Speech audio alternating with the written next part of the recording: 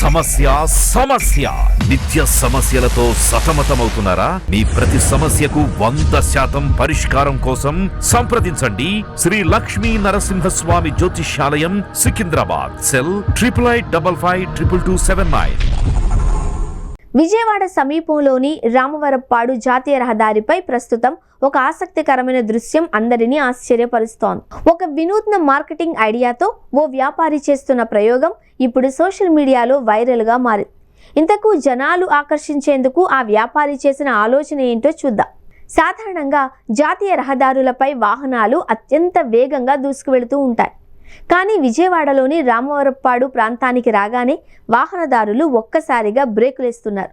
Road పక్కన కనిపిస్తున్న ఒక వింత దృశ్యాన్ని చూసి కళ్ళు తేలేస్తున్నారు. ఇంతకీ అక్కడ ఏం జరిగింది? ఇందుకు అంతా అక్కడ ఎందుకు ఆగుతున్నారు అన్నది చూస్తే, రోడ్డు పక్కన ఉన్న ఒక భారీ రావి చెట్టు కొమ్మల నిండా మామిడికాయలు వేలాడుతూ కనిపిస్తున్నాయి.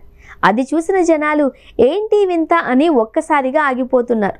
మొదట ఈ దృశ్యాన్ని చూసిన వారు రావి చెట్టుకు మామిడికాయలు కాయడం ఏంటి అని ఆశ్చర్యపోతూ దగ్గరకెళ్తున్నారు.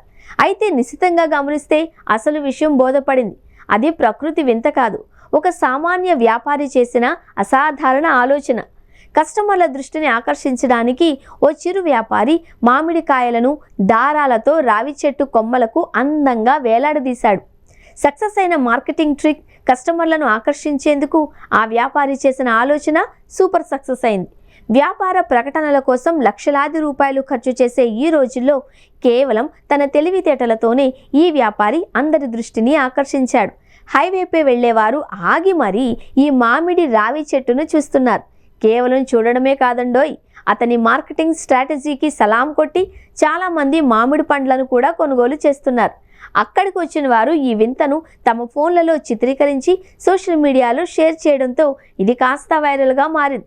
ఇది చూసిన చాలామంది వ్యాపారం అంటే కేవలం వస్తువులను అమ్మడమే కాదు, జనాలను ఎలా ఆకట్టుకోవాలో కూడా తెలియాలి అంటున్నారు.